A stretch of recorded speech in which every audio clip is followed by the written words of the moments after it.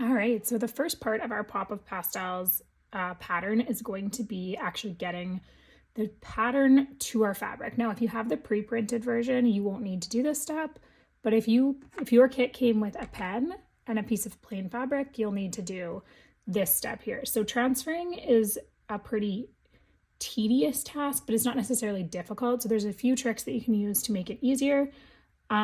You're obviously going to lay your fabric on top of your pattern.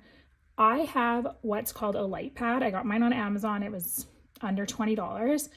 And essentially it just gives you a backlight so that transferring is a bit easier. And there's more than one setting. My suggestion, if you do not have one of these or you're not interested in investing in one, is to just use a light. A window. So you're gonna tape a little piece of tape at the top to hold it all together. You can actually tape all the way around if you want to be thorough, and then tape it to a window and you'll transfer. For the purposes of filming this tutorial, it's much easier for me to show you on a light pad, but for beginners, you probably won't have this, so just using a window is completely fine. So you're just going to transfer with pen. This is the heat erasable pen. You may or may not have gotten this in your kit, depending on the version of the kit you got. This one erases with heat. So the key here is that you can transfer, you can make mistakes, you can stitch and not cover your lines, and then you just hit it with either an iron or a blow dryer and it erases the lines, and then you have a nice clean project. If you do not have a heat erasable pen, you can use just a regular pencil or pen. I highly suggest a pencil and just a really light touch. And then when you're actually doing your pattern, you just have to be cautious to actually cover the lines, which is just something to be cognizant of. So then really it's just the simple task of tracing. There isn't much technique to this, just slow and steady. I do like mine with little kind of taps so that I'm not the most steady-handed. So just however works best for you. Some people do use an iPad and they will use the light from the back of that to use it as if the light on the back screen is like this. You can download apps called Light Trace or Lightbox type apps, and they'll essentially do the same thing as this. I don't find them as bright, which is why I own this, but you can use something like that. Some people will transfer their pattern directly from their iPad instead of printing this piece of paper, and you could use something called guided. There's a setting on your iPad that you can set the screen so that it won't move, because your hands moving on the screen will move the pattern. So we are just going to lightly trace out our pattern, and I'll catch you back. So once we've traced our pattern, we're going to put it into our hoop and then move on to our stitching. So I will meet you back once you've traced your pattern. Okay, once you are finished tracing, I did add a couple of little guidelines on my pattern so that it is easier for me to get it into my hoop. So I have sort of a guideline. So we're just going to open up our hoop, and then you'll sandwich your pattern between both hoops. And the little guidelines just really help me keep it in the right spot, so I'm not wondering where this kind of goes. And then I loosen this quite a bit when I do it, so I get it really nice and loose so that I can stretch it over and then it doesn't move the fabric underneath. And then close that down, and then I'm gonna close it up, and as I'm closing it, I'm just gonna give some gentle pulls to make sure that there's no wrinkles and the fabric is nice and tight in there. And as you pull, you should feel it shift a little bit to like tighten up. Depending on the type of pattern you have, some of them are more forgiving. This one is very forgiving, so you can pull and stretch it a little bit. If you're working with something like words or like a very specific geometric shape, it can be more difficult, so you don't want to pull as much as just tighten and like evenly pull around the edges so that you don't warp the design, hopefully that makes sense. It's harder for me to show that example with this one, but you'll know what I'm talking about when you try it. Okay, so I like to push my hoop so that there's just like, it's just a tiny bit behind. It's just a comfort thing, so I just kind of push it around the edge and then keep tightening until you get it as tight as possible. A really good thing to do, because there is a screwdriver, you can use a screwdriver to get it nice and tight. One of the keys to keeping your fabric tight is by doing that, because my fingers were done. I couldn't go any further with my hand, but once I got this, I'm actually able to tighten a significant amount more to really get my fabric wedged in there and super tight. So the hoops that do have a screw, I highly recommend, because you are able to tighten that so much tighter than the ones where you use your finger. So if you have a hoop that doesn't have a screw, you could always use like a wrench to do the tightening, but the screwdriver definitely helps. So we are now ready to stitch. If you'd like, you can trim around the edges. It's definitely helpful to trim those edges, just because as you're stitching, sometimes the longer corners can get stuck. And I normally go like an inch, half an inch is probably good, but up to an inch of extra fabric. So once you've trimmed your edges and you've got this nice little ruffly edge, you are ready to stitch. So I will meet you back with the instructions for getting going.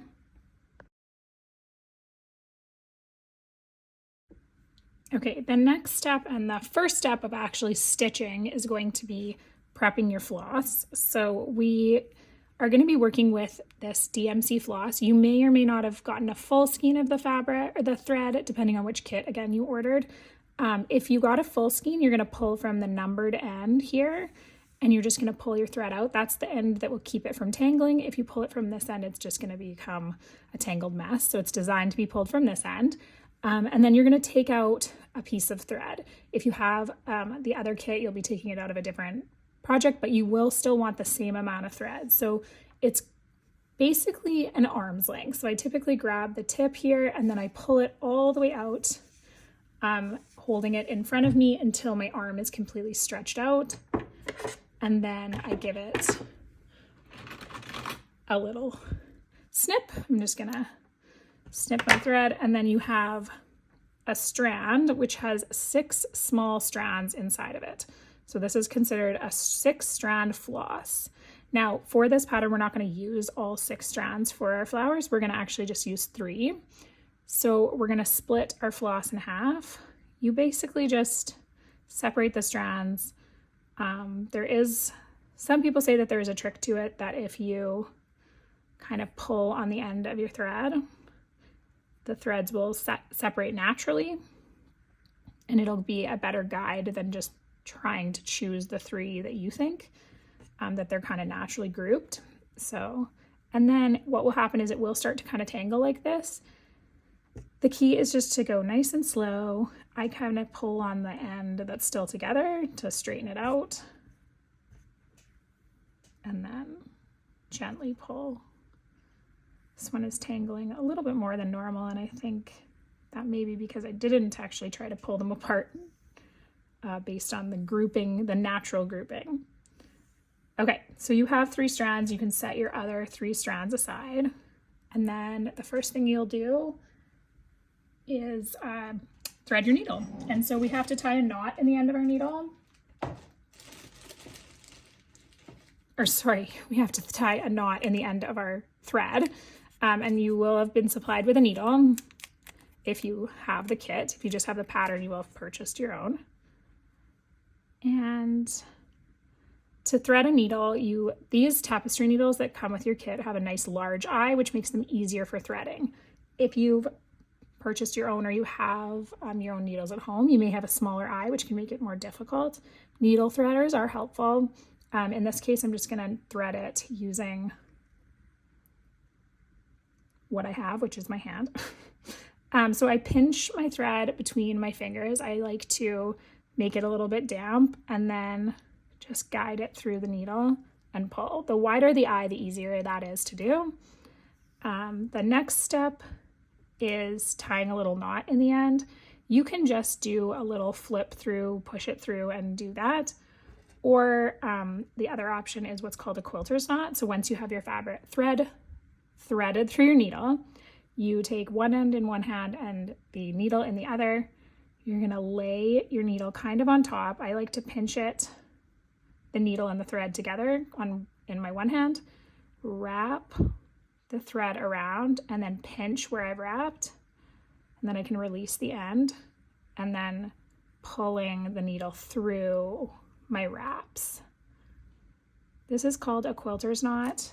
I don't use this method typically. I literally just do a loop and pull it and then trim my end, but each person has a different preference, so I like to show you guys all the options.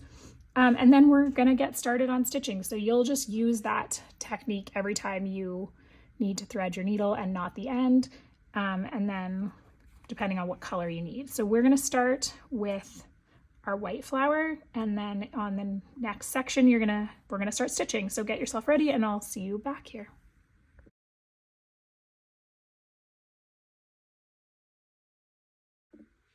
So I am going to show you how to do this white flower in what's called a satin stitch, but in the context of a flower.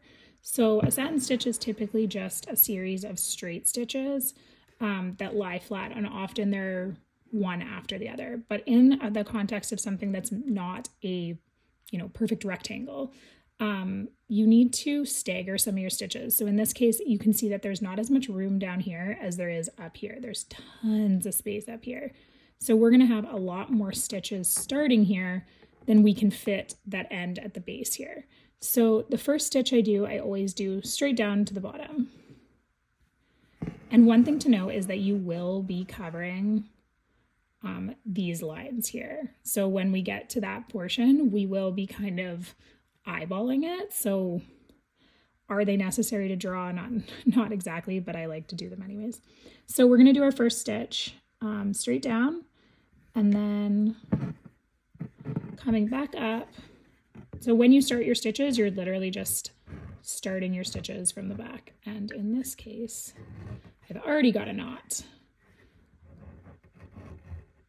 So knots are a necessary evil of stitching. Sometimes you will get snagged on something. In this case, I kind of got caught and my thread tangled up at the back. So what I suggest is always backtracking. So pulling it out, letting it untangle. Sometimes you will have to cut it out to get it out. Knots are tough, but you loosening off when you feel the knot or the tension, and then straightening it out is probably the best option. I think the shorter your thread, the less knots you will get. So for this one, because it is so wide, I'm going to do 2 stitches, 1 stitch on each side of this middle stitch, very close to the original. So I keep my stitches very close to each other. And we're going to fill in a nice solid piece in the center, and then we're going to start working on staggering our stitches. So right now we've got 3 very long straight stitches, and then the next thing we're going to do, and I'll just start with one side and I'll move to the other side after. So I always split the middle, and then I do this side, and then I'll do this side next. So I am going to do a shorter stitch that's tucked underneath. So I tuck it underneath so that you don't see the end of it when I cover it with the next longer stitch. So I'm going to do the same thing. I'm going to come up from the top, and I'm going to go a little bit further. Not all the way down to the middle, but a bit further. And I'm going to go back up, and I'm going to do the same, and I'm going to come down a little bit further, almost to the bottom. This one I'm not tucking in underneath the original stitches. I'm tucking it beside because I will cover it with my next stitch that's going to go all the way down to the bottom. So the goal is to create not too much bulk. So if you're trying to stitch over top of every stitch, you're going to end up with a ton of bulkiness. So the goal is to lighten, like a bunch of bulk here. So the goal is to lighten that up by doing a lot of shorter stitches.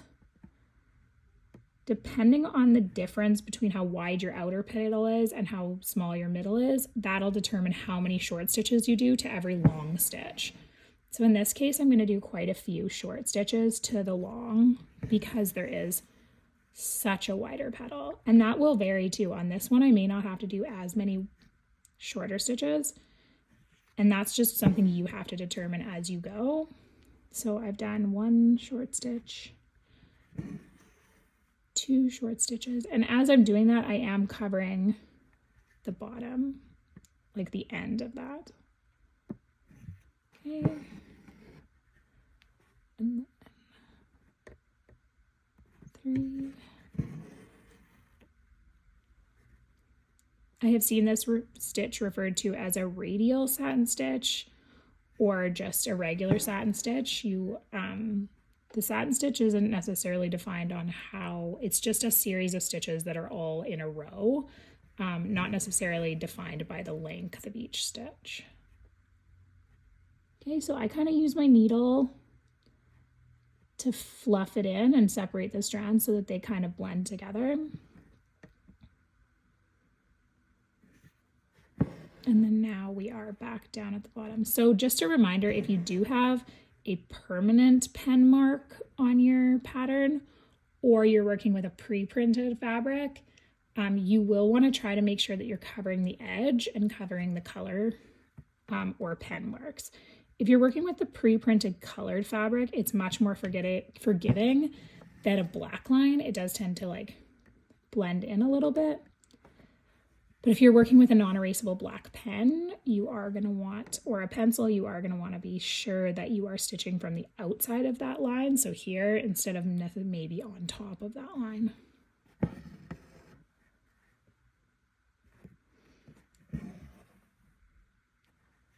And we're just going to continue around our curve.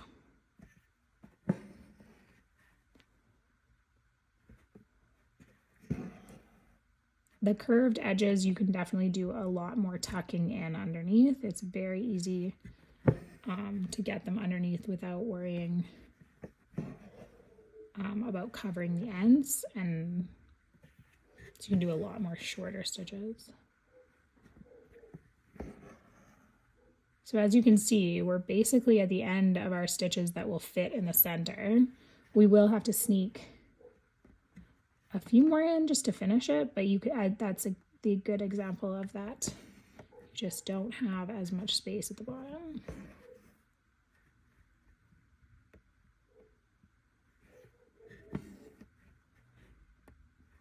And the closer together you put your stitches at the top of your petal, the straighter of a line and the more seamless of a line you're gonna get. If you separate those more, you'll see those gaps.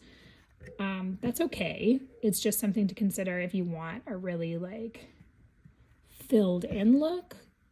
Creating your stitches closer together will get that. The further they are apart, the more you'll see the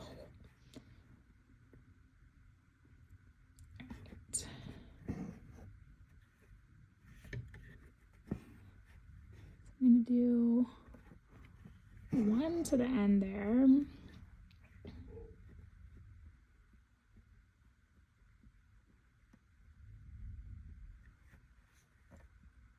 And then right at this edge here, I'm going to do my very last one all the way to the end into the center.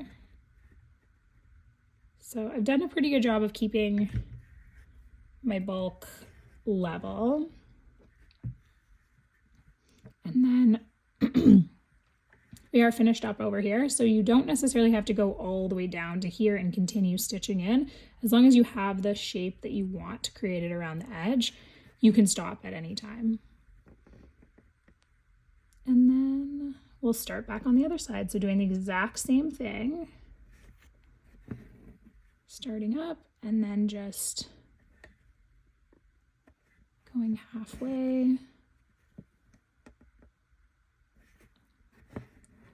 So I am close to running out of thread.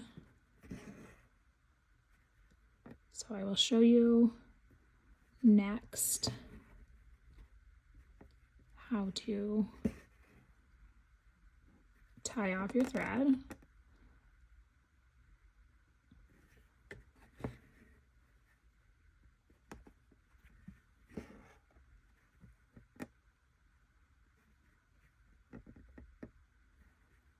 I think I have one more stitch in me.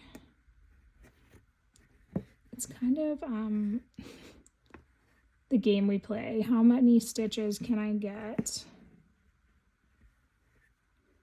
without running out of thread and still having enough space to tie off my needle, but not enough to waste. So I just have to flip this to the back for you. So at the back here, you're going to tie off this thread.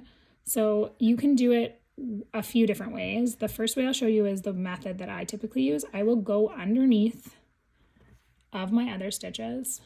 Sorry, I'll let it focus there.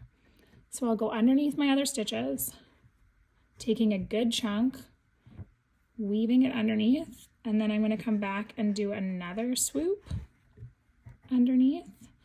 And the last way, if you want to really secure it, is you can tuck it through that loop as you're doing that, and it will create a small knot. This is why we need to make sure we have at least 2 inches to create, maybe 1.5 inches of thread left to tie off. The other option, this is what I do sometimes when I don't have enough thread, I will actually split my strands and I will just create a tiny knot like you're tying a pair of shoes.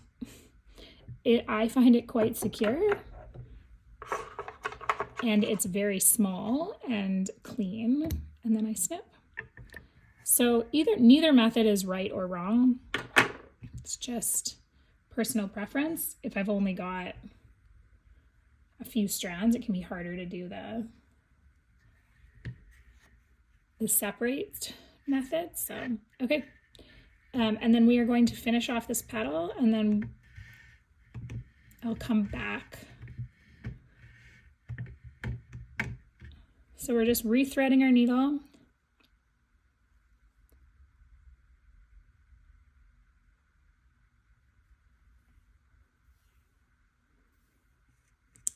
And tying a knot in the end and restarting exactly the same way we did before.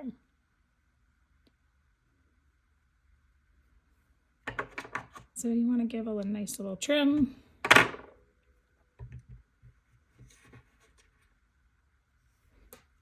And then I'm going to start right back up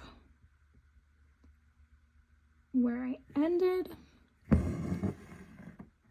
And then I'm back with a short stitch.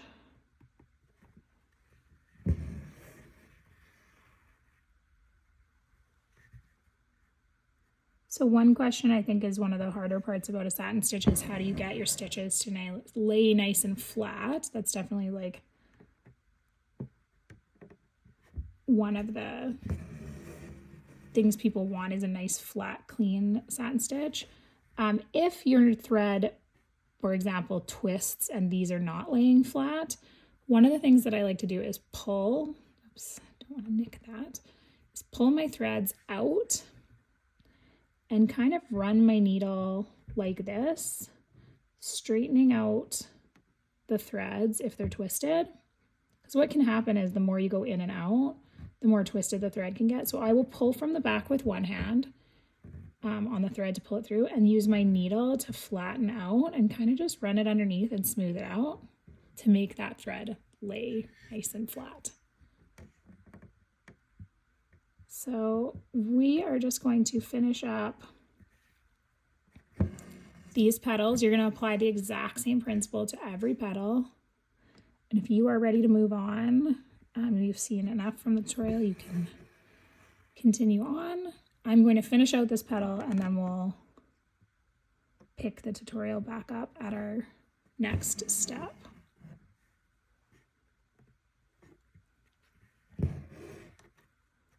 So as you can see, I pulled my thread very quickly, which is what created the knot. I think the faster that you stitch sometimes, the faster, the more your thread is the higher the likelihood that you're gonna get sort of those knots. See, I'm pulling.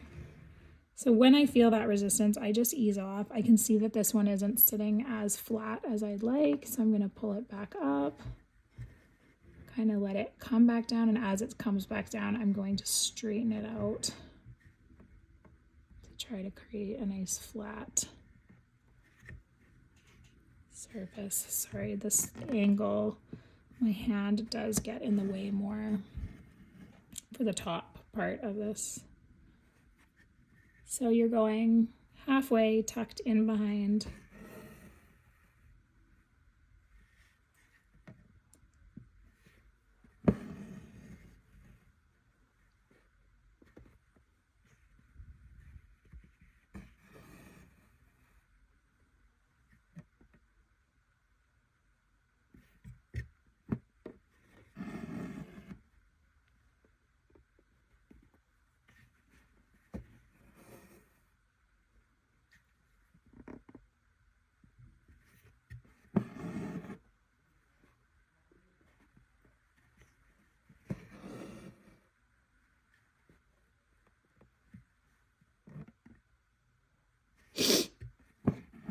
Sorry, so we are almost at the base. Because you will have the black accent stitches at the base, I'm not quite as concerned about the shape that I'm creating here, just because it will be covered so you'll by the satin stitch from the center and the stitches that come out. So it's much more forgiving because you won't actually see the shape you're creating at the bottom there. I'm more concerned about the shape I'm creating at the top of the petal, and that each of my stitches are even and they are at the same spot and they're not bouncing all over the place. So just something to keep in mind, that that isn't the biggest focus. That's not something that, some things are hidden. Some things are things you have to worry about and kind of put, but if you, there's no point in using your mental energy to try to make sure the center is perfect when it's going to be covered. It's the same as the back. I don't typically worry about what the back of my projects look like. I know that is not some people's personal preference, that they care what the back looks like. I think when you focus on, especially as a beginner, on too many things that aren't as important, you can sometimes struggle to either finish your project or find joy in your project. So I like to go with the mindset that everything is fixable. I like to cover my mistakes versus dwell on them. And often, if you aren't liking something, if you're not feeling like something is working the way you want, finish it and see how you feel at the end. Sometimes there is a mess through the project that feels like it'll bother you at the end and you won't see it at the end. Okay, so we are finished this petal. I'm going to finish all of my petals using the same method, and then we're going to meet back to finish our accents and our satin stitch in the center. So I will see you then. Okay, so I have gone ahead and I have done some of the black lines, and I wanted to have them so that we can kind of reference them while I show you the tutorial for this.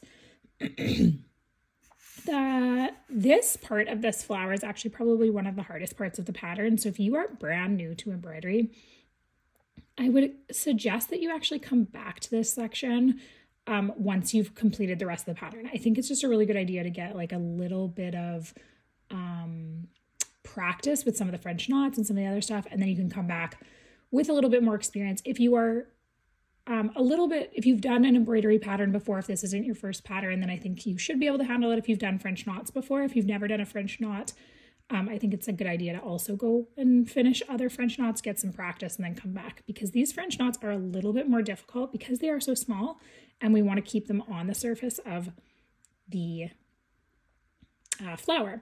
So because we don't have the lines, we'll jump right in. So because we don't have the lines, I have my pattern quite close to me so that I can kind of reference the idea, but you're kind of just going to go with feel and the look that you're going for. So I haven't followed the pattern exactly as far as the lines are, pretty close. But it's more about like what fits in based on the petal that you stitched, because everybody's stitching is going to be slightly different. So for this big one, I think there'll probably be about 5 stitches. So I'm going to start in the middle with just kind of a little one. Maybe just like a quarter. And you're only working with 2 strands for this part. You should have seen that hopefully on your stitch guide. But if you have more, if you have 3 strands, make sure you switch back and you take 1 strand out, and we're just going to do 2 strands. We just want it nice and thin. So we're just going to stitch into our pattern. And the key here is that you actually want to follow the same stitch line of your satin stitch below.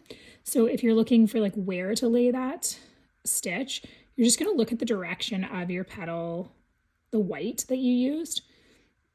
We want to keep that same angle. So I'm just going to vary in lengths. Do one longer one here. And then I might do, this is quite a big petal. Oops, this is quite a big petal. So we've got a decent amount of space. I'm going to put 1 short one in this corner. This is the largest one, so I wanted to do this one for my example.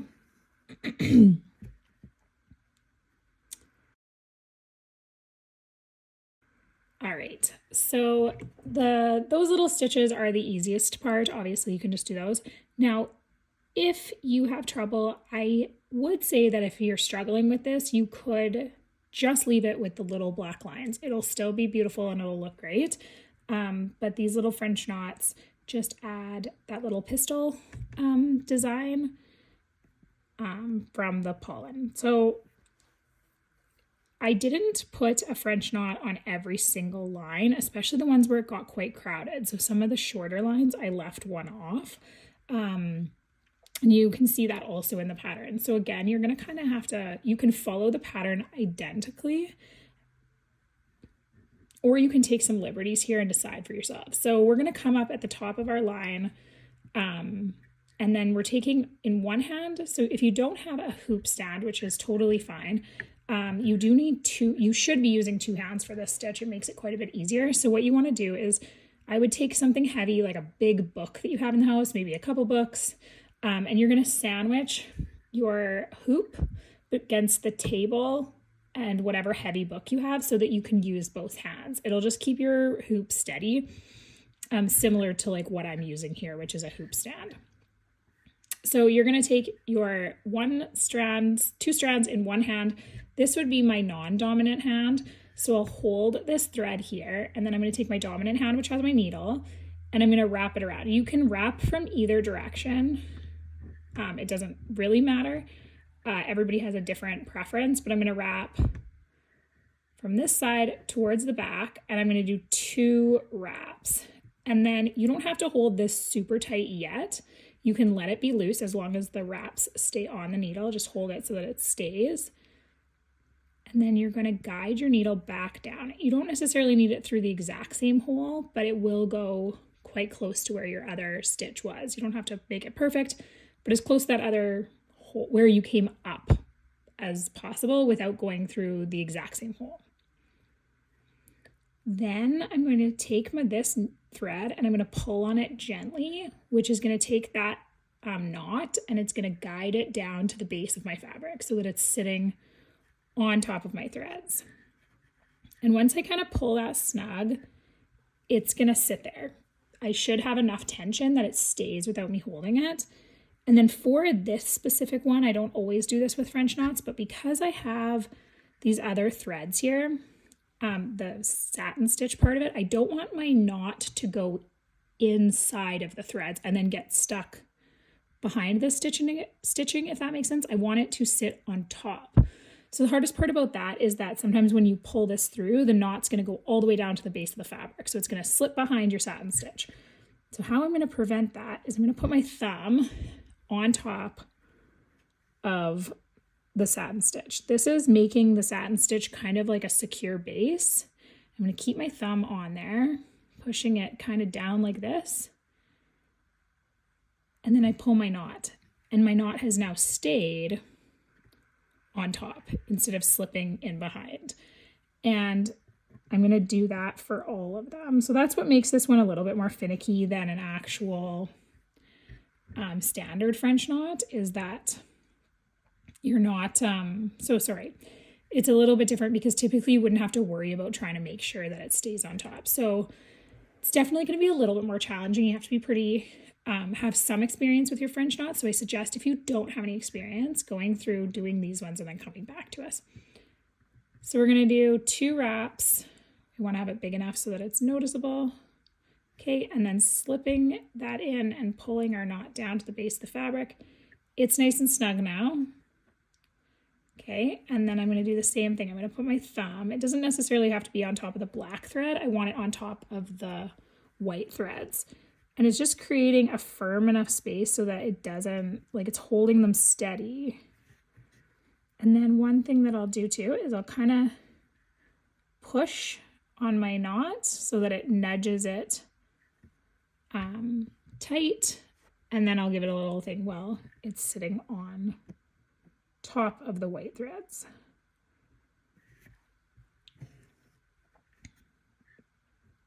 One other way to secure this, I'm just gonna do my wraps, is I came up between 2 strands, and then I'm gonna go over 1 strand, over top of the strand on the other side, and then that will solidify that I'm on top of some of those threads, so I can't necessarily slip my needle and my knot through them to go between them. So that's probably actually one of the better tricks too. I should have probably mentioned that at the start. So now that thread behind there is holding my knot from slipping between. I'm going to put one more actually right here. Wasn't sure I was going to put one in the center there, but I think it looks a little empty. So that's where I'm talking about sometimes you take the liberties. So I'm going to stitch over a strand and then pull down, holding it out. And then I kind of lost a little bit of my black thread there. So I'm going to just open it up a little. Maybe try to tug it up, and then I'm just going to give my little knot a push down so that it sits right at the top. And see, as you can see in the process, I kind of lost this one. Some of the threads came over top of it, so I'm doing the same thing. I'm using my needle and my thumb to push on it to get it to come back up.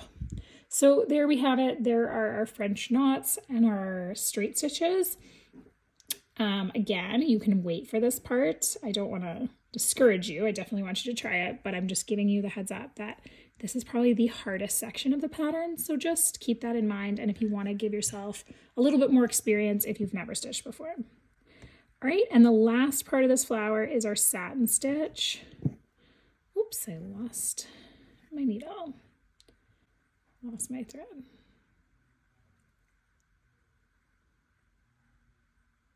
So the satin stitch for the center here is a good one. It's a nice forgiving one because you already have all the black at the edge and it kind of blends together. Black's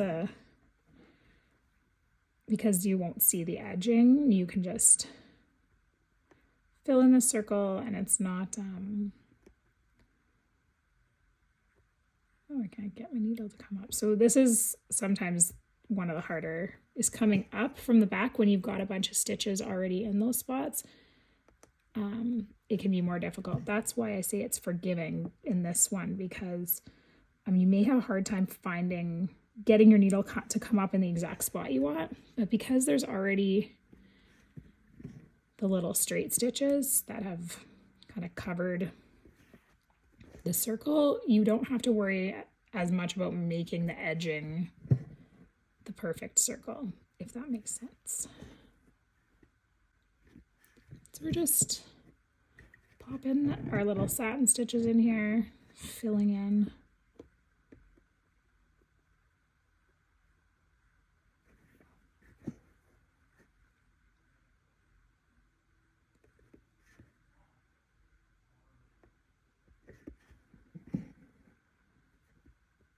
All right. And then once you're finished that, we're going to move on to our woven wheel.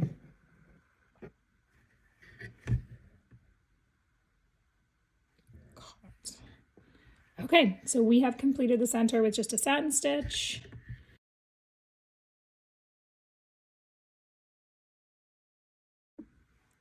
Okay, so we are starting with this flower down here, which is a ranunculus. I hope I'm saying that right. I had to look it up and I'm still not sure I did. It's sort of like a rose type flower, but it's gonna have a green center, and we're going to get to practice those French knots. We're gonna do this one with 6 strands though. So there's a section in here that we're just gonna do French knots. And for this open woven wheel, I'm gonna start from the center so that it gives kind of some structure, and then move my way out. Plus, if you already have a woven wheel done and you're trying to do the center, you're much more likely to snag that woven wheel, which we will learn can be quite sensitive and you do not want to snag it. So my circle is right here. I just want to fill in that space. So I'm going to kind of start on the outside and do a little bit of a row. I don't normally, when I trace it, draw that super accurately because it changes based on how big my knot ends up being. So you can, it's sort of a rough, again, you follow it roughly. So we're going to do our French knot. So we're wrapping, for this one, we're going to wrap 2 times and then pushing our needle down in the same spot. And then this is the part where we're holding this thread and we're sliding our French knot down to the base. And once it's at the base, like, you should be able to let go of it because that tension is held tight. It's snug. But I do suggest kind of holding on to it light enough that it's not so tight that you can't pull your needle through, but tight enough that you don't lose the tension on your knot. And then we're just pulling it through. And you can hear the tension, that it's quite tight in there. And then hoping that it doesn't knot up as it closes, and then you've got your perfect little French knot. So that is one. And then I'm just gonna, work in a circular motion. So do one and then do the next one beside it. Sliding my needle down, and then pulling that in.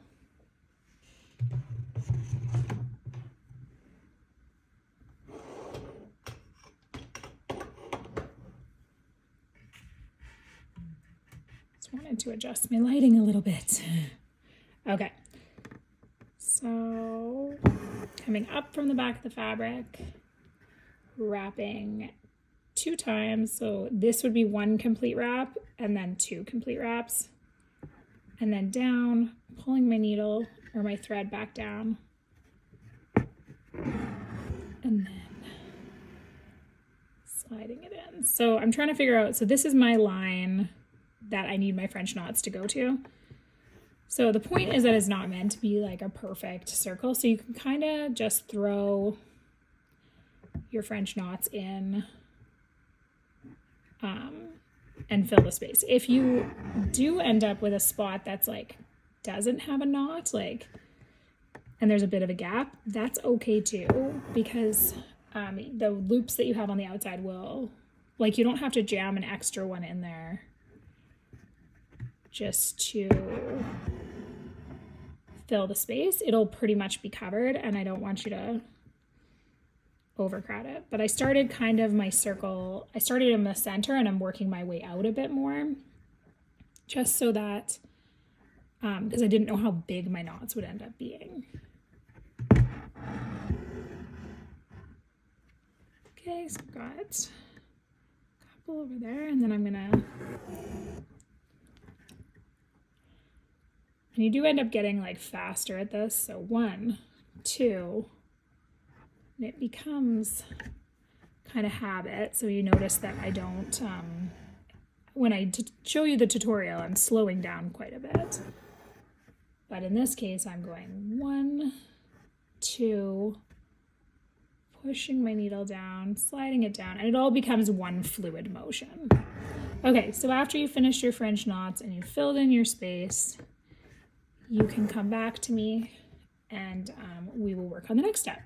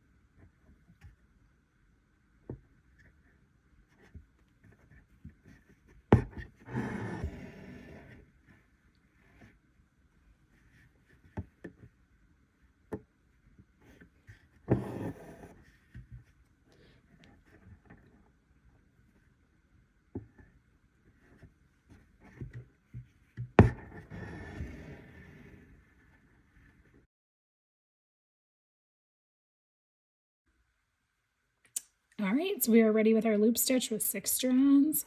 So this one's actually quite simple. You're just going to come up at, you can start at any point around the circle, and you're just going to do a short stitch, short straight stitch. When you get a knot, you're just going to, and then we're just going to keep it a little loose, a little loop. And then we're going to go in a circle. It's almost like a back stitch, like you're going to do them. It would kind of be like a loose back stitch. I guess you could call it either one, a loop stitch or a loose back stitch, because we are going to do them in the sequence of a back stitch, which a back stitch is just a bunch of straight stitches in a row, which is the same as a straight stitch is just, or a satin stitch is just a series of straight stitches. So how you define these things, a straight stitches is standing alone. So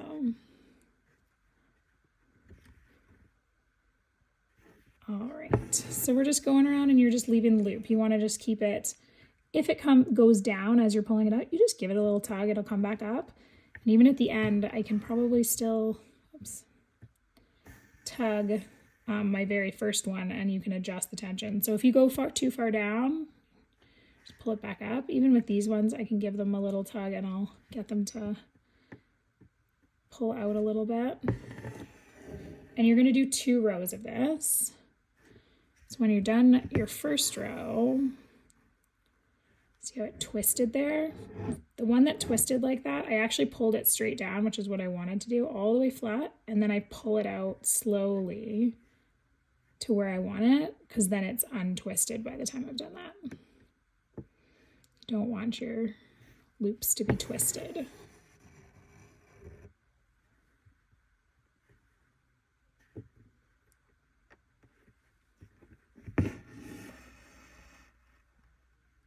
Okay, I've got one more in this row.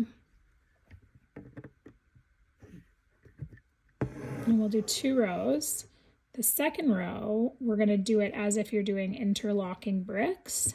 So we're actually doing 3 different stitches all in one pretty much. So a loop stitch is obviously your loose straight stitch. A back stitch, a loose back stitch would be what we've done on this row, but we're actually going to do it in a brick stitch. So a brick stitch is a back stitch where you do 1 row back stitch and then you do a second row like interlocking bricks, where you have one here and then the other one cuts it in half. So I'm going to come up in the center of that loop. So I'm not doing the row exactly behind it. I'm doing it kind of like you would subway tile. That's a good example. So then I'm going to do my loop from here to the middle of the second loop. So it'd be like, they call it a brick stitch because it looks like a brick wall. So it's just 2 rows of back stitch, but they're laying like a brick wall. So you cut them in half. The brick stitch is a great stitch for actually lettering. So if you have like a thick lettering, a brick stitch is a great stitch. Even like calligraphy, where it's thicker in some spots than other, the brick stitch gives you the ability to like do thicker spots. And so this would be considered like a loose brick stitch. But on your pattern, I'm just going to write loop stitch.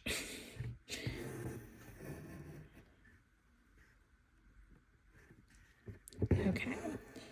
So once we're done our 2 rows, we are going to move on to the outside of our open woven wheel.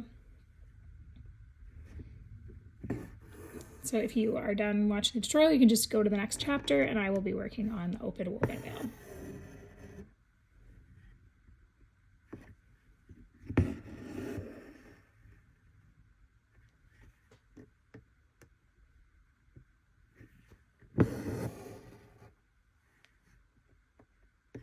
And then meeting up with that last one. So there you go. And the last thing you can do is just kind of fluff up, make sure that they're all even. You can kind of tug on them. If per se, for example, one of them is too large, you can just find it at the back of the fabric, find the back side of that loop and give it a little tug down. It'll be loose on the back, but it'll actually adjust the tension and on the front and hopefully fix that. Okay, so I'm just going to tie off and then I will see you back to finish the outside. We're going to be doing 152 in 12 strands if you want to get started, but I'll show you how to do 12 strands in just a moment.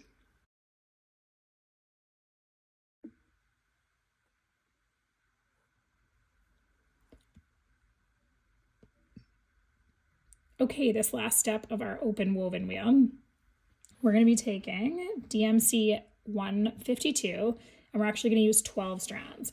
So the first thing I'm going to do is I'm going to take a shorter section of just 6 strands, just like enough to do my spokes.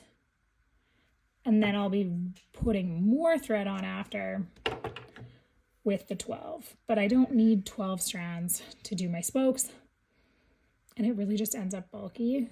So we're just going to start with 6 again in the 152. And I'm just taking about half of what I would normally start with. Maybe even less. But I don't feel like doing it twice, so if you take too much, that's... Okay, so you're just doing straight stitches along these lines.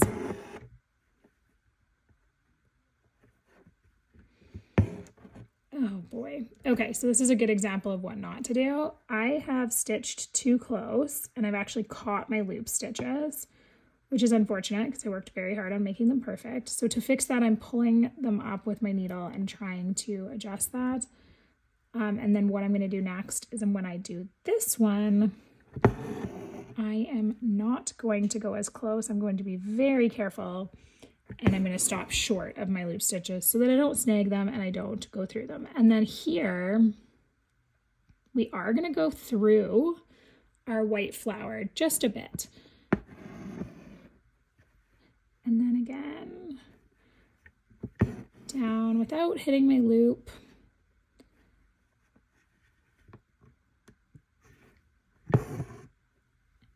Creating the rest of my spokes. So for these woven wheels, you can do a woven wheel with 3 spokes, 5 spokes, 7 spokes, which is what we're doing, and 9, 11, anything with an odd number, you can do woven wheels because it's an over-under pattern. So I'm just going to tie off this pink. Okay, so we're going to start with our, and then it's an over-under pattern. So there's open woven wheels and closed woven wheels. An open woven wheel just means that the center is filled with something else, whether it's French knots or the little loop stitches or something that I'm not thinking of.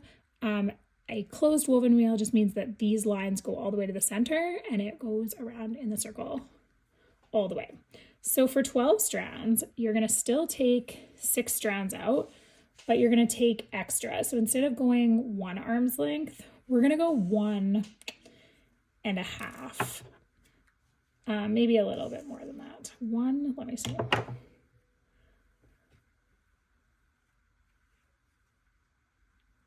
Okay, we're going to go 1 3/4 arm's length. I know that's not very technical, but it's about 40 inches, 45 inches of thread because you are going to be doubling it up. So I know that sounds like a lot, but we're going to be folding our thread in half. So we're going to take our 6 strands and we're still going to thread it just like it's 6 strands. But then when we get our needle through, we're going to take our 2 ends and knot them together. So I'm laying them flat together, okay? And then I'm going to flip a little knot through the hole, my 2 strands together. and closing that knot. So this would be called like doubling up, folded over. There's multiple different names for what this is, but it's essentially a strand of 6 strands twice, or folded in half over your needle. Folded over would mean like it folds over at the eye of the needle. So at the eye of the needle where you're stitching down, you have 12 strands. You can also use the folded over method if you say have like, you want to stitch with 6 strands, but you want the knot to be ended instead of having like the little tail that sometimes comes out of the eye. If you're having trouble with that, you can fold over your thread by splitting the strands into 3, threading the needle, and then tying the ends together, and you'll still end with 6 strands. So if you're working with, say, any even numbered strand, you can do that method. So the 2 strands on our white one, you could technically, if you're really having trouble with it, and you need to do this the half, you could use 4 strands for this and just do 2 and then fold them over. But typically you can't do it for an odd number. But if you needed to round up to 4 because you're really struggling with that, that's an option too. So we have now 12 strands on our needle. And the next step is our open woven wheel. So we are going to come up pretty much, like I like to start kind of beside but between 2 spokes. And I'm going to start by going under my first spoke. So I've come up between those 2, and I'm going to go under that one, and then I skip one. So I go over the next one, and then I'm going, under this one. I'm trying to keep my hand out of your view, so. Okay, and then we're going under the next one. So over, under, and over, and then under. And you're pulling this because you have that guide in the center. My first row, I always pull quite tight because I want it nice and snug to my guide, which is my loop stitches. Plus I don't want it to flop over my loop stitches. I want it to like sit beside it. So I'm getting it like a nice snug. And then see how when we get to this side where we've gone under the last time, because it's an odd number, you end up going over it the next time and then under the one that you went over last time. So it flip-flops every time you come around the circle. So if you get around the circle and you're going under for a second time, you know that somewhere you made a mistake. So we're just going around, and on this second row, I keep it pretty snug, but then after I get to a little bit further in my wheel, I start to loosen up on my tension. So the key to this stitch is your tension. So you want to go nice and slow, because what can happen is you can kind of mess up the whole thing if you pull too tight or you snag something. So we're going to go really, really slow. And we're just keeping our needle level with the thread or with the pattern and pulling slowly. And when you get to this point, you're just going to stop pulling. You don't want to pull so tight that it pulls the rest of the wheel, because there's no anchor for this whole wheel. So everything is all dependent on the tension that you're pulling on it. If I all of a sudden gave it like a good yank, it would destroy the whole thing. And especially when you get to the outside, if you give it a yank in a certain spot, it's going to change the tension of the whole wheel. And I think that's what people have the most trouble with. So my rule of thumb is slow, steady, and then pulling until it's flush. But I kind of like guide it in. I use my finger to make sure that it's getting in there. I'm not pulling my needle and just hoping that I kind of hit the brakes right before it gets there. And then I just gentle tug. And I like to keep my thread kind of flat to the project. I'm not pulling up like this. I'm pulling out in the direction to keep it. And with a wheel this big, we probably will need to take more thread, even though we took a decent chunk at the beginning, but if you take too much, you're dealing with another battle of it all twisting. And as you can see, some of my thread is twisting as I'm going, like right here, it's got a twist. Depends on what you like. I actually like the twist. I think they add more dimension. They add more fluff. They give it like a little bit of texture that it's meant to not be a perfect wheel. It's got to have a little bit of imperfections to it, or else it wouldn't look like a real flower. So we're giving it. And then one thing that I'll say is you're gonna have to be very cautious of this flower here, especially as we start to get closer to it. Worst case scenario, your needle hits it and you snag some of the thread. We can fix it if it happens. I'll give you a little. If you do snag a thread, the best thing to do is go to the back of your pattern and hopefully find that thread and try to pull it back down. So what I'll do is I'll run my needle underneath the back to try to identify. Sometimes I'll poke it through where that thread is, and I just basically fiddle around until I can hopefully pull it down. Because if you snag it, it'll pull up, and then how do you get it back down? That's the difficult challenge. So I can see that some of my spots are a little looser, so I'm kind of giving this row an extra tug. Not so hard that I change everything, but enough that I'm kind of getting underneath my other rows, because I want to give it a little bit of a lift. I want to lift up my other threads, and the best way to do that is to put a tighter kind of row underneath of them. You want to be careful doing that though, so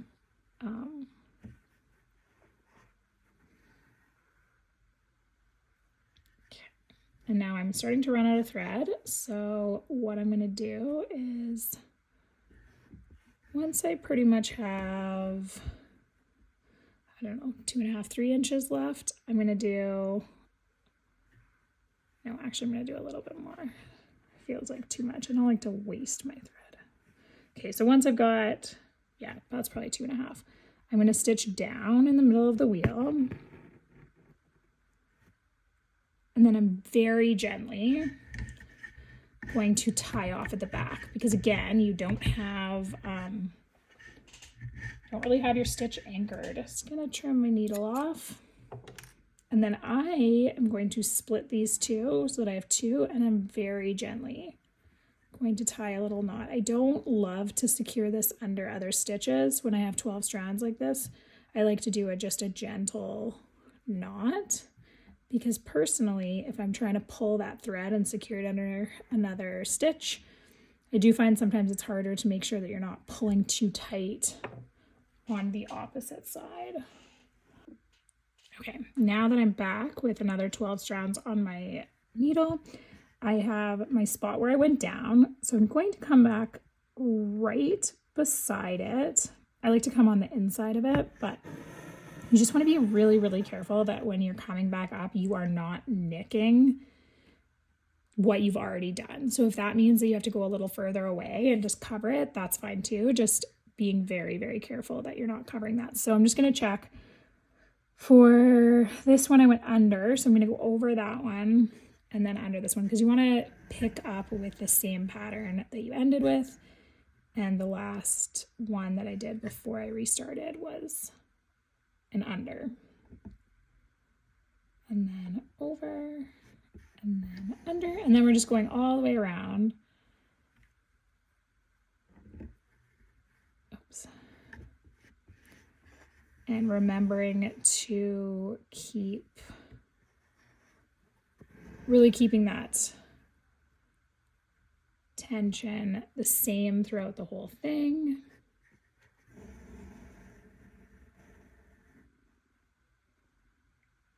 And to be honest, looks like I went a little too far with my spoke there. So I'm a little concerned. We'll have to see when we get there. Because if you notice, the spokes everywhere else, I think I miscalculated where that spoke was supposed to be. I went into that flower thinking that that was where the pattern was. So yes, of course, mistakes happen. Let's see where we get when we get there. Sometimes we just have to. You are going to stop once you've covered all of your spokes. Now, in my case, because that one spoke is such a different length, we'll see where I get. But as you can see for the rest of the pattern, I'm starting to get to a point where I'm covering my spokes. You can't quite see them from the front.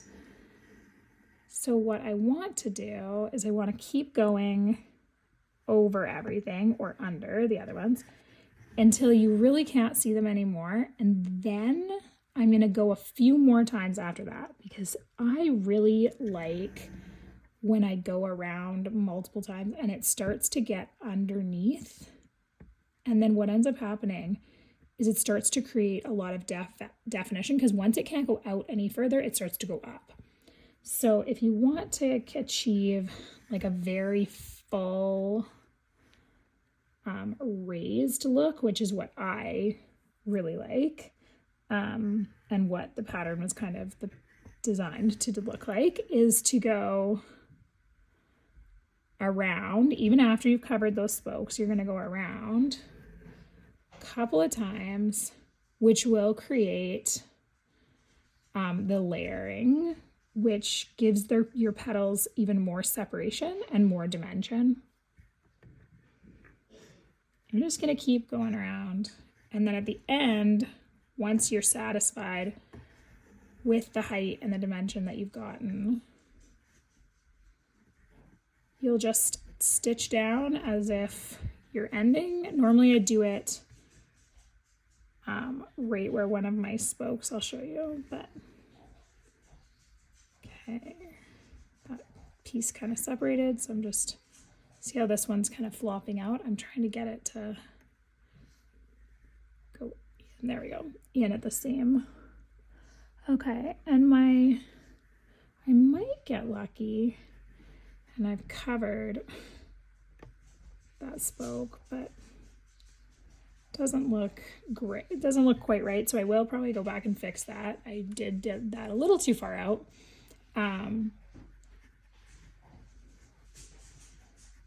Obviously. Okay, so there we go. That is pretty much the exact look that I want. You can see that it sits higher out in the middle. It's given a little definition. So where I'm going to go with this is I'm going to take, I've come up from being underneath of a spoke, and the next thing I'm going to do would be to go under one at about like over here, but instead of going under, I'm just going to stitch down.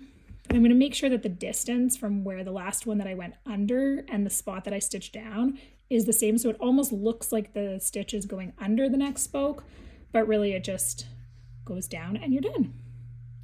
And then it's kind of a seamless look and it's finished and it's perfect.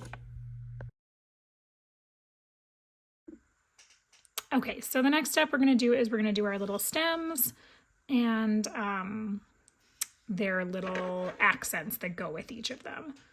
So starting, you're going to need DMC 520 because all of the little stems are done with DMC 520.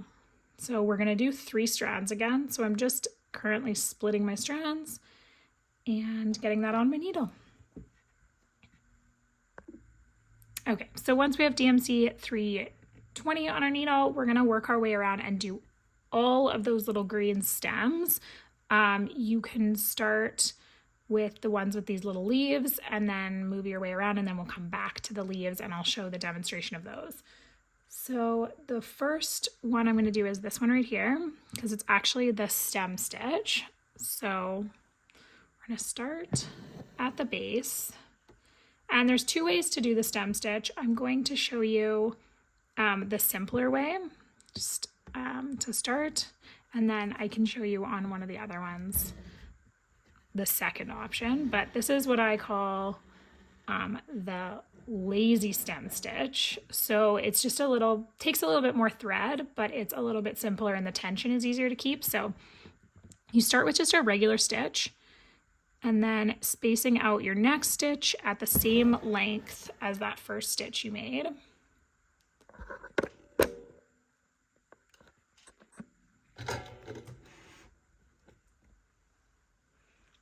Sorry, I just adjusted the camera to get you a better angle. So you're gonna do one stitch, and then your next stitch will start the same length of this stitch length. And then you're gonna come back, and instead of doing like a back stitch where you would come back down through the hole at the end of the most recent stitch like this, you're gonna overlap, and you're gonna I cut about halfway through and pulling down, and it sort of overlaps those two. And then my next stitch will be all the way back up to a stitch length away from this section. But then I'm going to go back and I'm going to cut halfway through again. Oops, I got a knot. Okay, so here's a great example of how to get a knot out. So once you've created a knot and you've pulled it back out, if the knot doesn't come out on its own, you're gonna just want to, it's not a real knot, it's just like a tangle. So you just stick your needle through some of the little loops and it should come undone, especially if you don't pull it tight. So as I'm going, I'm just pulling down, and we're going to go every time on the same side. So we're coming up on this side of the most previous stitch. You don't want to all of a sudden switch and then go on that side. You want to stay on the same side as your previous stitch. And it's a pretty quick stitch. It's nice and creates kind of like this rolling effect, which looks like a stem.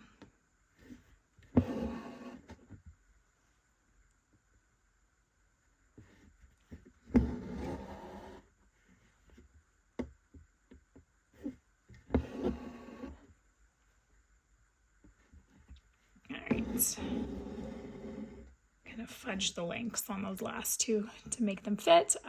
So after you've done one, you're going to jump to like your next section, but here's the trick. Because you're jumping across a white fabric at the back, do you see how when I move my thread from one to one, you can see it there? You want to jump in a place that you won't necessarily see that thread. So sometimes that means that you're kind of jumping around your pattern a little bit more.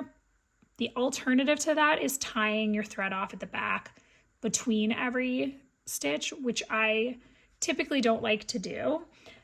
So you can either jump across and maybe do something kind of at the top here would be an option to jump up and do a stitch up here. Or you can tie off and do the next section.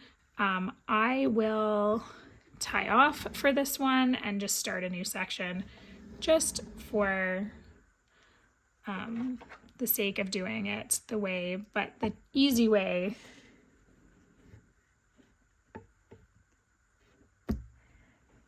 and the way that I often prefer to do it is just jump around a little bit, but keeping in mind that you want to make sure that that dark thread isn't showing from the spots you've jumped from.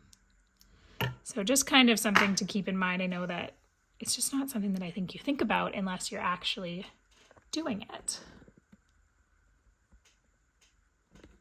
So since I didn't jump around, I'm going to move on to my next one, which is right next to it. I'm going to be doing these two leaves second, so I'll just start where I think I'm going to be, and if they are able to cover it, because it is meant to look like it's in the background. So for this, I'm not actually going to do a stem stitch, I'm just going to do a straight stitch because I don't really have the distance to do like a bunch of little stitches, and it's just not necessary. So for this one, to make my life easier, I can do straight stitches, which are just two long little stitches. And luckily for this next one, I'm going to jump over, but because again, if I'm looking, the field of where I'm jumping between the thread, that's going to be covered by other thread, so you won't see it. So it's safe to jump through. And that's something to keep in mind, like when you're doing jumping with your thread versus tying it off every time. Just look at the pathway that thread will take. And if you're going behind other stitches, then you're safe to jump. If you're going through white space where it's like the fabric, so in this case, I'd be going mostly through like white space, then you want to tie off.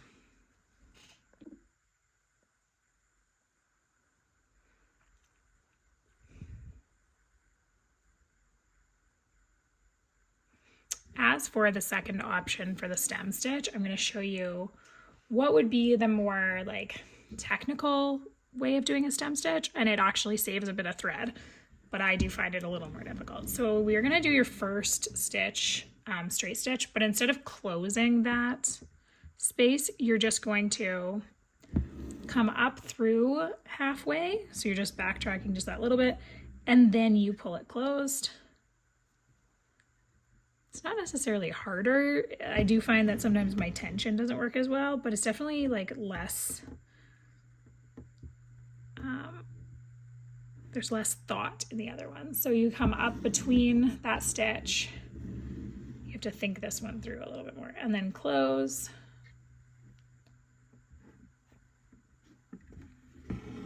Holding the loop open and then coming back up at the end of the last stitch, closing it. I find they look slightly different, but not significant. But as you can see right here is where I sometimes find it. I have to give it this little extra tug in the direction like that to make sure that it lays flat. Just making sure I'm paying more attention to that tension than I do with the other one. Not necessarily harder, just a little bit more thought. Okay. Now for this one, because I did the stem stitch on that middle one, I don't just want to do straight stitches, even though I could, because they're short and I could. I'm just gonna still do the stem, like 2 stitches of the stem stitch, just for consistency.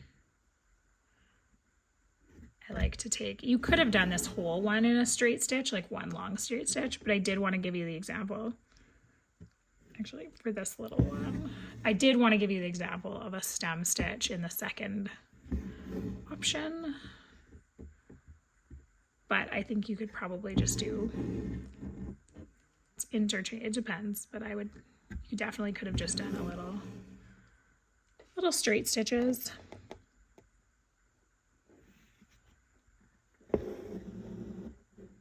So for this one, I am gonna just do some straight stitches. So 1 to there.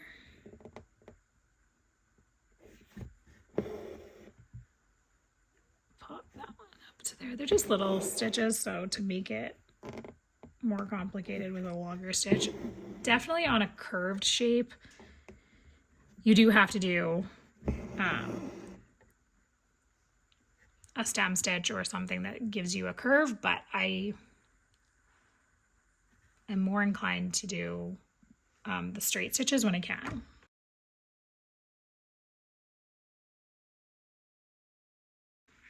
So we're gonna pop down and we're gonna work on the little leaves on this one. These little leaves on all of these are the same 520. So as you're doing the stems on any of these ones, you can do the little leaves, and then we'll pop over to the accents here and then work on our big leaves after. So for these little leaves, we are going to start at the tip.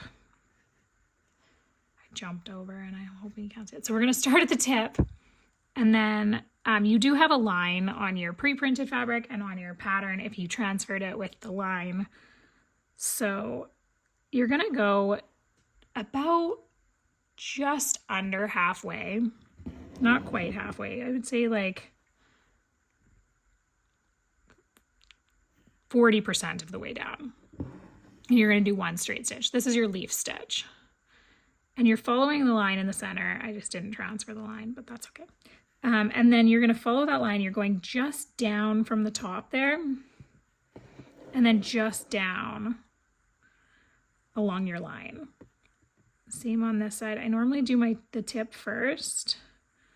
So you want to come just down from your first stitch to create that tip, and you can meet up on each side in the center, or you can stagger them. So they don't have to, like, your stitches from each side don't have to meet.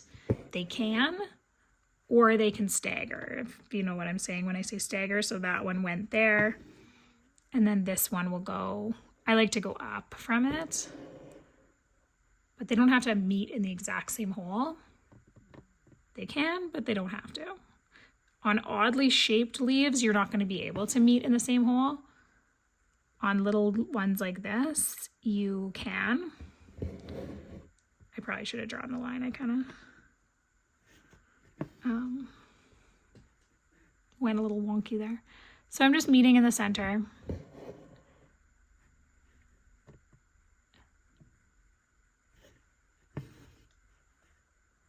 And I'm going down, like, want a gap between each section, just like a little bit. 1 needle's width, if that makes sense. You could maybe, not even enough to fit a stitch between them.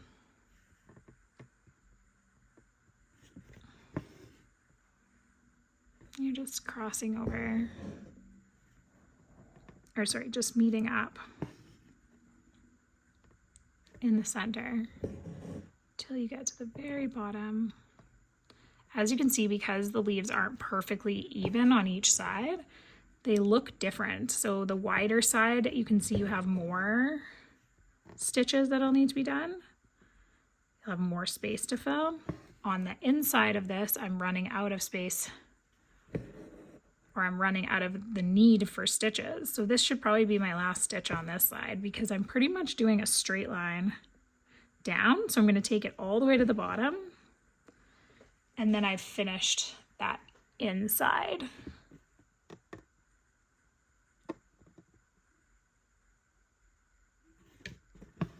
Okay, and then on this side, I still need to continue with probably, I don't know, just depends on once I get the rounded shape I'm looking for. So right now I'm just feeding all of my stitches into the same spot at the base. That's going to create that rounded shape.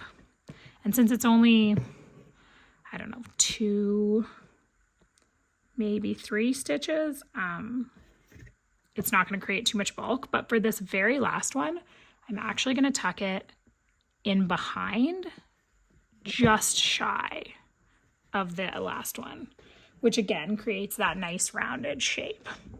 Okay, so those are your little small leaves. They'll either be symmetrical or non-symmetrical, and you just have to follow the line all the way down. And if you fill in all the space, then you're done, and you don't have to have the same amount of stitches on each side of the leaf. So we'll fill in the rest of these ones, and then we'll actually move on to some larger ones to give you an example of those.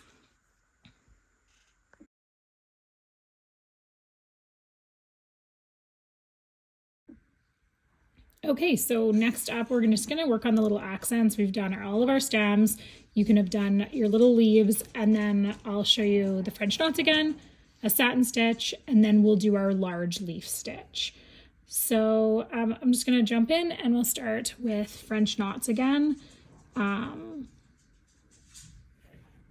These ones are done in 3 strands. All of the French knots along this accents are done in DMC 225.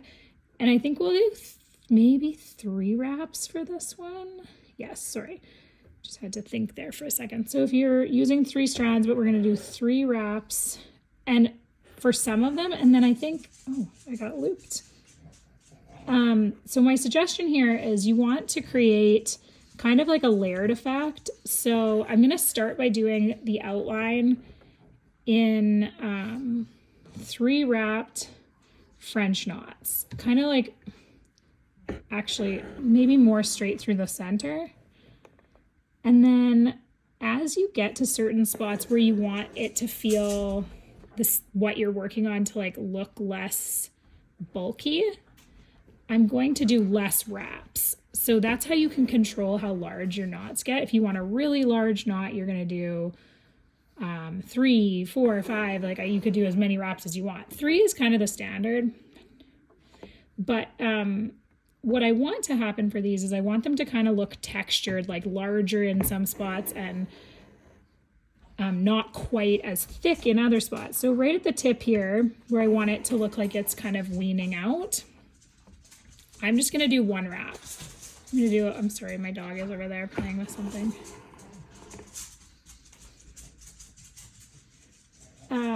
I'm just gonna do one wrap, and then one behind it. I'm gonna do one wrap on this side. Whoops. One wrap on this side. And then I'm gonna do one knot right here with two wraps. Because I want it to kind of look like certain parts of this are fuller and certain parts are not so full. So it's to give a bit of dimension and make it look more realistic, because it wouldn't look realistic if everything was unison. So it gives a cool look by like changing the number of wraps you do per knot. So there we've got 3. I'm going to do 2 with 3 wraps in the center, because that's kind of going to be the bulkiest area of this. And then I'm going to pop one tiny one over here just to kind of round it out. And you kind of do have to take some liberties here. You can copy pretty much exactly what I'm doing on this one, but I'm going to do a 2 wrap over here. But just imagine, and then I'm going to do my 1 wrap. Just imagine that you're trying to make it look like it has a lot of different textures, and just vary which you do where. So definitely the top one here, you're going to want to do 1 wrap, just because you want it to look like it's petering out. And then you can do the center ones in 3 wraps, and kind of the exterior sort of fill-in ones, I would say in 2 wraps. And then if you kind of have like one spot that just needs, like right here, I just need something, but I don't want a ton, I'm just going to do 1 wrap. And then again, there you go. So for the French knots, you're still using the same technique that we learned when we were doing the front part. You're going to hold this with your non-dominant hand. You're going to wrap 2 times around, pull your needle down, pushing your needle in it, and then pull this thread to feed your needle down to the base of your fabric. And then you can pull through. So as you do this, 1, 2, 3, you can kind of guide this thread in to keep it from knotting, because as it rolls in there, it can sometimes get knotted, and that's what creates part of the problem with French knots, or one of the things that people troubleshoot.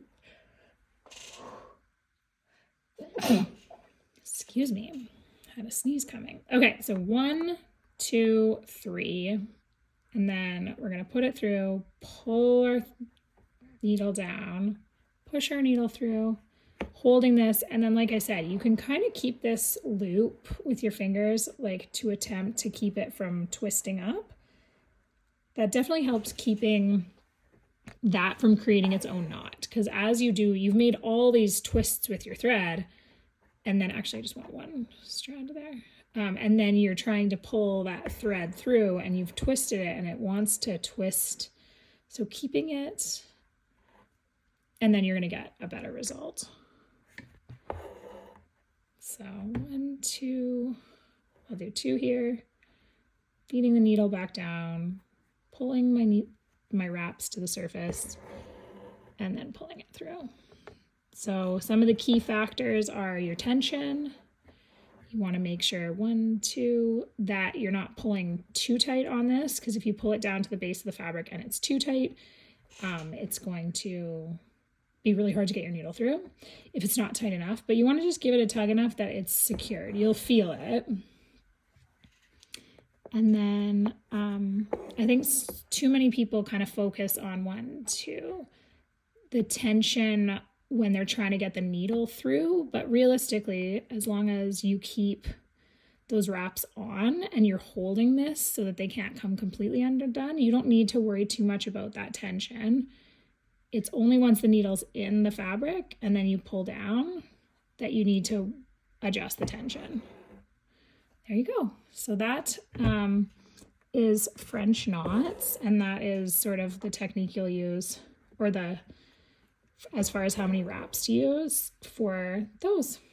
All right, so our satin stitch, which is going to be these little bulbs here, it is going to be done again in 3 strands. So I'm just splitting my strands and I'll get that on my needle and I'll come back to you. All right, so we have 3 strands on our needle and we're doing a satin stitch. So whenever I do a satin stitch, similar to the way I do the flower, is I'm always going to start in the center and fill in that middle line first, and then working my way out. One of the other options too is if you have a larger space is you can divide it into sections, just so that you're keeping the straight lines parallel. Is that the right word? Like level with each other. So you can split it, because sometimes what will happen is if you're working with a large space, you'll put one stitch and you'll be stitching like this, and then all of a sudden you'll get on an angle. So if you break it into smaller sections, it can sometimes make it easier to identify or keep it on the right like angle.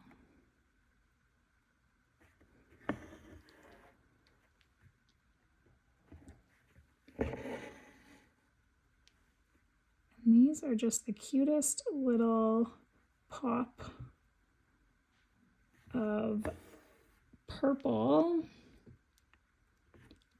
I'm just doing like a little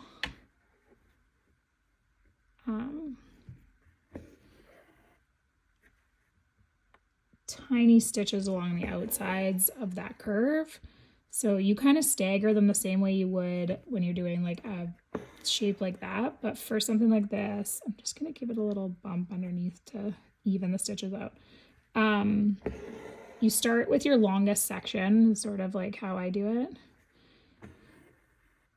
And then just follow the line along the side.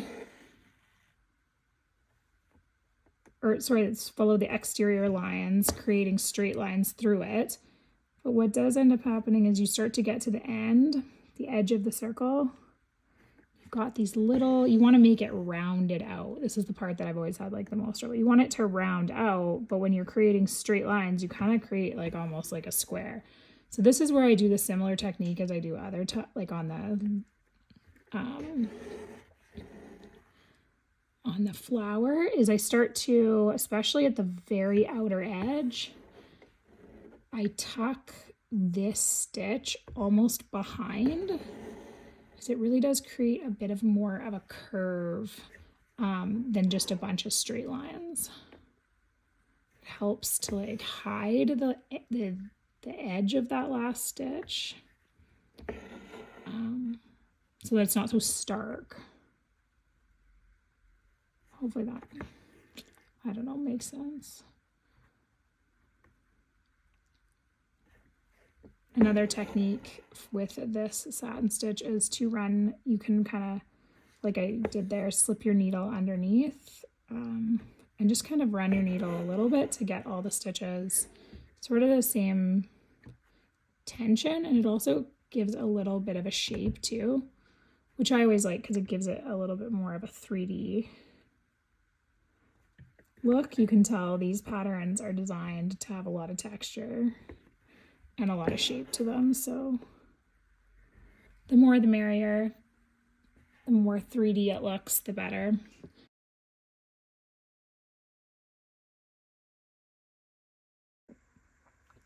Okay, so the last step on this pattern is going to be your leaf stitch, and it's the larger leaf stitch, so I wanted to show those as opposed to the ones we've already done. And since these two are kind of overlapping each other, and this one goes nicely into the petal, I thought I'd show this one since I think it gives the best example of all the potential things you'll have to be looking for. So when we do our leaf stitch, we're going to go down. I like to go like just under half, way down. And then for your next stitch, you're going to go on either side down from the first stitch and trying to keep it like just a tiny bit down to make sure that that gives that nice strong point. And then you're going to go in just below that middle stitch. And the same thing over here. I like to stay as tight to the stitch in the center as possible.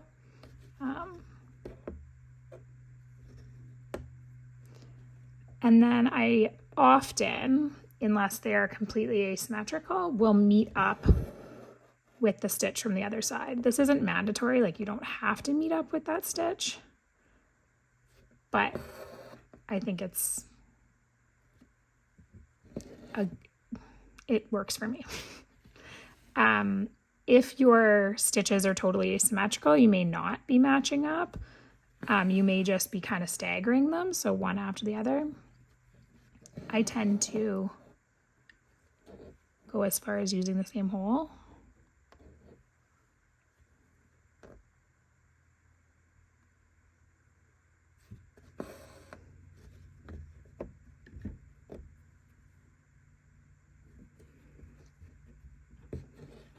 Kind of correcting myself a little bit here because I'd gone a bit far to the one side. If you draw the guidelines onto your pattern, which I did not, you have a line that you can follow. That's where you'll be matching up. If you didn't, like I did, you can just eyeball it.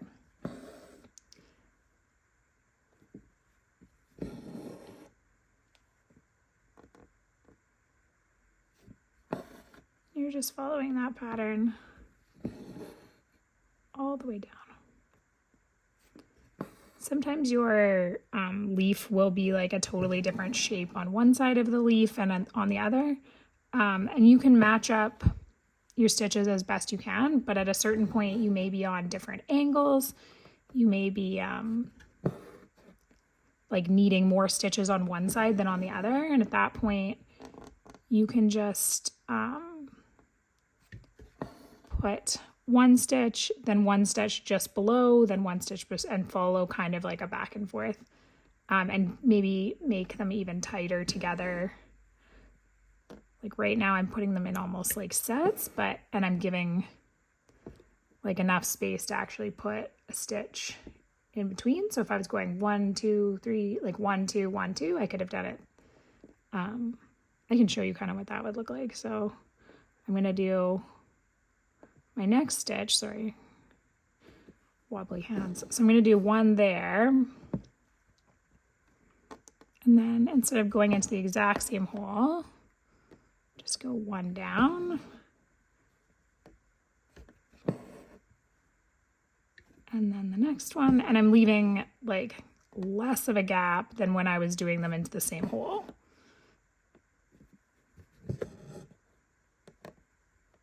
And you can just stagger back and forth. There are times when I'm doing this that, sorry, my thread is stuck. There are times when I'm doing this that you'll be done stitches on one side, or the shape is very different and you may work on one side at a time. So you'll watch that as I get to the point where they aren't sort of matched up anymore, I will switch to just finishing one side. It keeps me focused on what I'm doing. I think sometimes when I'm matching them up, it's like the symmetry of it. I like that. But once I can no longer, like right here, meet the stitches, I start to just focus on the one side that I'm working on, and then I'll finish the other side after. So right now I'm going to finish on this side. So right now I want to go in through here. I'm going to do one more stitch because the distance that I have is about the length of one stitch. Okay. And then I've got like 2 stitch lengths here, but I can't really go down because I'm going to end up covering that petal. So what I'm going to do is I'm going to tuck them in behind. This way I'm filling that space, but I'm not covering this. And I think some people might stitch into where the petal goes, like make a very short stitch, but I do find that a little bit, mine end up looking a little bit choppy, and it doesn't look as smooth or seamless. So I don't typically do that. I will kind of curve my stitches and tuck them in. Sorry, I just lost my thread.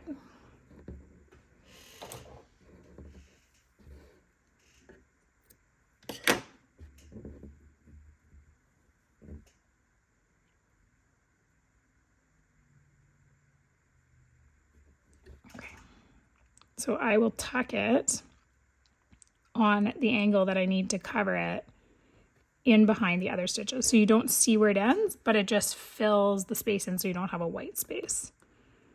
And then I'm going to grab a little bit more thread and come back. So I'm going to finish the other side and then I'm going to come back and figure out how I want to fill in that little space. So I'm just starting back up on the other side.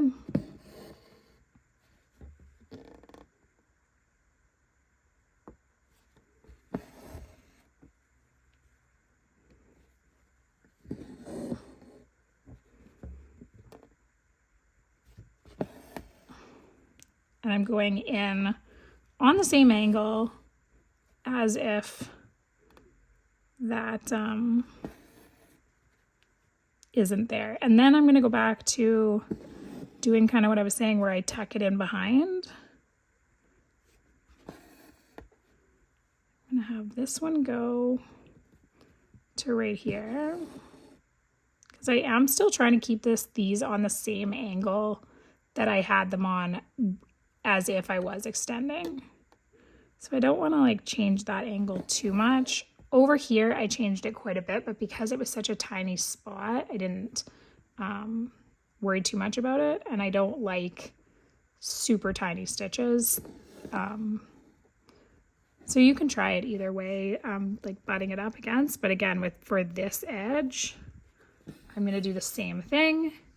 And I'm going to actually tuck it in kind of behind to create a bit more of a curve than a straight stark line that just ends. So, okay. And then I'm going to come up sort of where the white space starts, which is a little bit behind that stitch, which is what I want. So it looks a little more seamless. And then I'm going to kind of fill in so it looks almost like this has just continued. And then I'm going to go from this side and come up. I am trying to match the angle that I had been using the rest of it, but I also do believe that less is more. So I'm going to stop well in my head. I'm not going to worry too much of getting into like, I might put one more right between those two.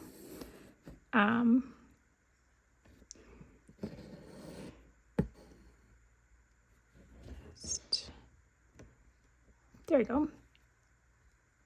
But I'm not going to get super into that edge because I think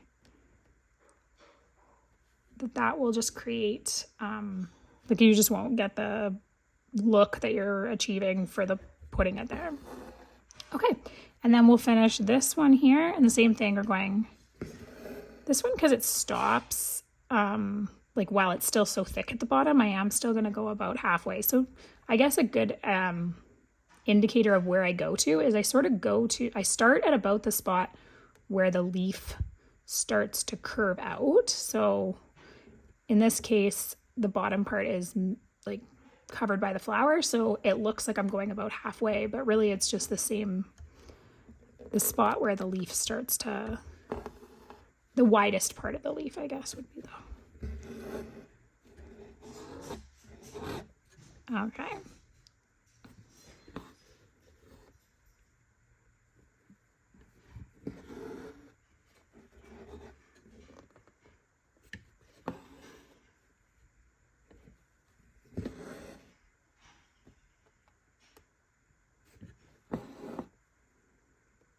So we're just matching up the stitches on each side like before. And I thought it might be helpful to see a leaf that is against another leaf, just so you can get the reference of what it looks like when they're side by side, or how to stitch it when they're side by side.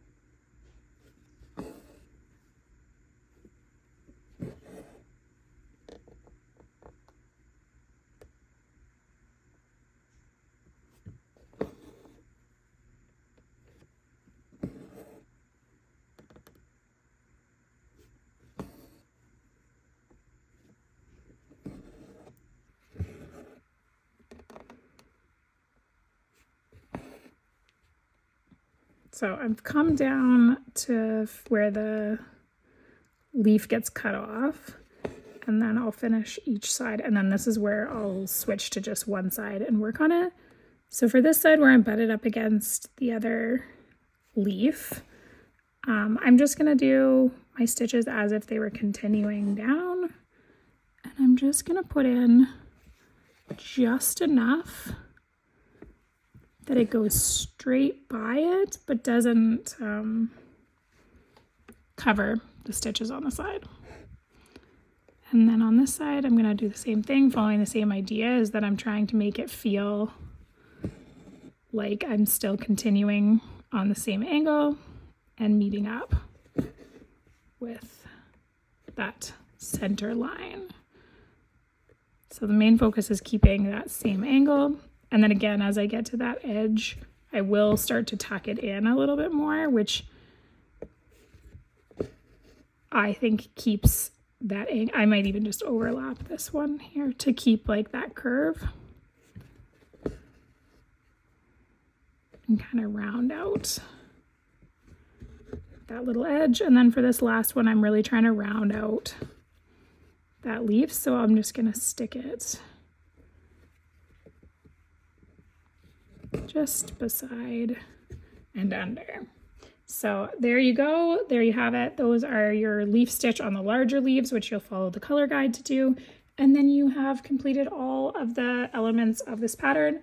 And the next part, we will be finishing the back of the hoop. So I will see you back to do that. Okay, so the last and final part of your pattern is to back your hoop and finish off like any finishings so that you can display it. So the first thing that I always do is I go to the back of my pattern and I really make sure that I've like trimmed up any loose ends, especially these little knot ends that are right at the edges, because once you close, like this one right here is a really good example. Once you close, it can get sandwiched on that back, excuse me, back side, and then you see it pushing into the white parts of the fabrics.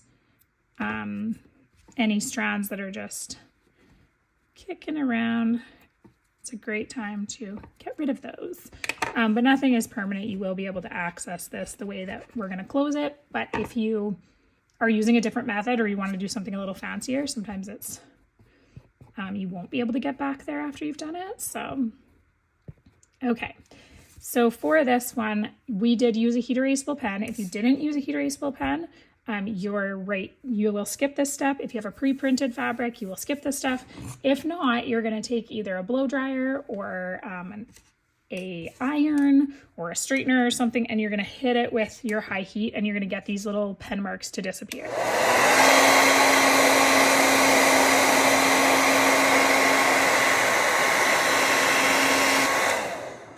All right, so all of my little pen marks have disappeared. Now, in this case, I can now see that I didn't stitch as far to the edge of this white flower as I might have liked. I think it might have looked a little bit better had I gotten a little closer.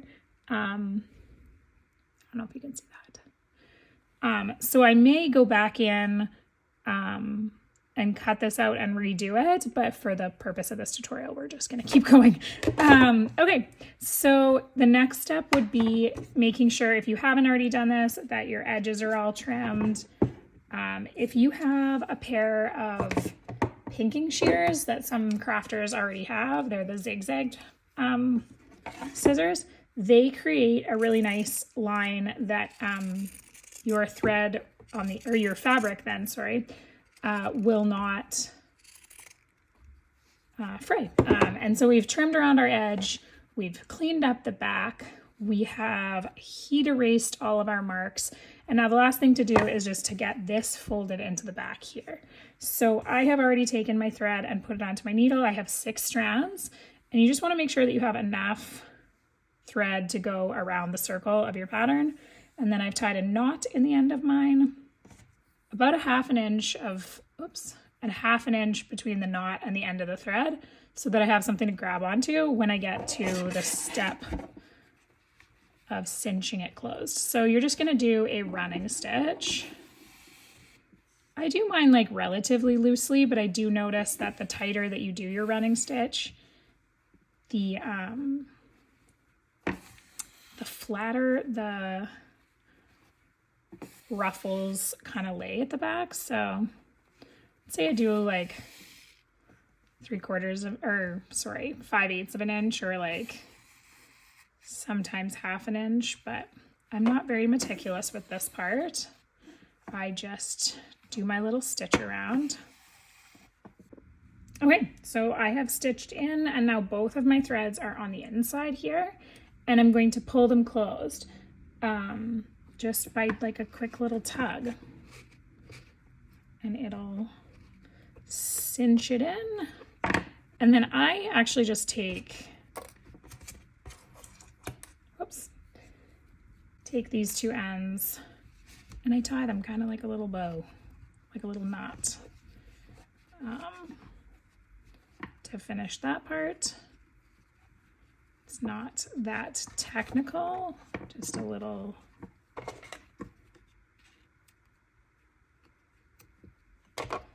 knot, and then that is all done. You can be finished and you have completed your pattern, you have it ready, you can hang it on the wall, you can display it in, I actually have this cute little stand from like Modern Hoopla that I can sit it in, and if you put your hoop in the other way, you can put that in there, and then look at that, just adorable. So yeah, there is your kit, or there is your pattern all finished. If your kit came with a piece of felt, the next step is to do the felt. So I will show you quickly how to do that. And if you did not come with felt, then your pattern is complete. So you can stay on and watch if you want to learn this, or you are all done and congratulations, you finished this pattern kit. I'm going to lay it on here and I'm just going to make a circle. I'm kind of use tuck my pen underneath so that I'm not tracing on the outside. I'm actually tracing kind of on the inside of the felt. And then I'm just going to cut this out. And I'm going to cut it out the same way I was talking about. I'm going to cut out on the inside of the line. So you've got this circle, and there's a few options. You can make the circle even smaller and you can tuck it inside, but like underneath of the loops. But I'm of the opinion that it's helpful to not attach your felt anymore. I used to have it attached all the time, but what I'm finding is that sometimes we need to get in there, and that's not always helpful. So what I have done now is I've just pushed this inside just loosely so that it sits nice and clean, and it's stuck in there. and it's not permanent. You can pull it out, but it's also not going to fall out. Like, it's in there. I can shake it. It's not going to come out.